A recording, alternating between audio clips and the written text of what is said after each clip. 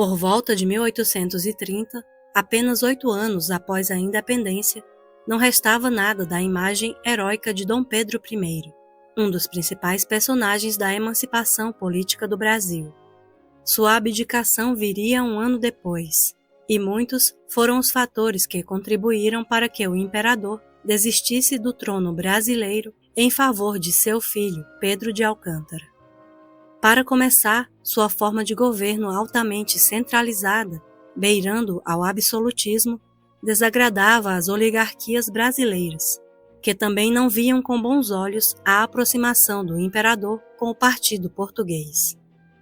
Esse descontentamento acabou gerando, entre outras coisas, um levante na província de Pernambuco, que, contrária à monarquia, insuflou as demais províncias do Nordeste a apoiarem a criação de uma república no território brasileiro através da Confederação do Equador. Para reprimir os revoltosos, Dom Pedro contratou um exército mercenário, que, além de elevar ainda mais a dívida do império, foi extremamente violento com os brasileiros. Com isso, apesar da vitória no campo de batalha, o imperador teve sua imagem manchada moralmente. Não satisfeito, ele gastou ainda mais dos cofres públicos na tentativa de sufocar o levante da província cisplatina, que buscava sua independência do Reino do Brasil. Além de sair derrotado, nosso país ficou tão endividado que em 1829, o Banco Público, fundado por Dom João VI, acabou falindo.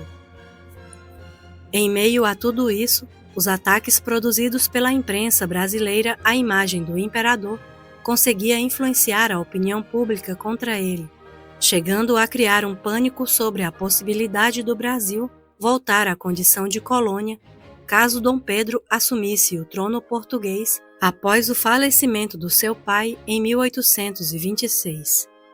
A completa decadência do primeiro reinado se deu quando Pedro I resolveu sair em comitiva pelo país, em busca de apoio político de outras províncias. Em seu retorno ao Rio de Janeiro, ele foi recebido com uma festa organizada pelos portugueses da Sociedade Secreta Colunas do Trono, o que acabou deixando parte da população bastante irritada, a ponto de saírem às ruas e entrarem em embates físicos com estes portugueses, no episódio que ficou conhecido como a Noite das Garrafadas. Nos seus últimos momentos como imperador, Dom Pedro teve que lidar com a enorme pressão da mídia impressa e com uma manifestação popular ocorrida no campo da aclamação contra as mudanças ministeriais promovidas por ele. Encurralado e sem conseguir mais nenhuma articulação política, Dom Pedro entrega sua carta de renúncia ao Major Miguel de Frias e Vasconcelos. Assim, no dia 7 de abril de 1831, Dom Pedro abdica formalmente de seu trono em favor de seu filho, que na época tinha apenas 5 anos de idade. Pela manhã, ele embarca em um navio inglês com sua esposa Amélia e a filha Dona Maria, deixando seus outros filhos, inclusive o futuro imperador Pedro II, sob a tutela de um antigo conhecido com o qual havia se reconciliado há pouco tempo.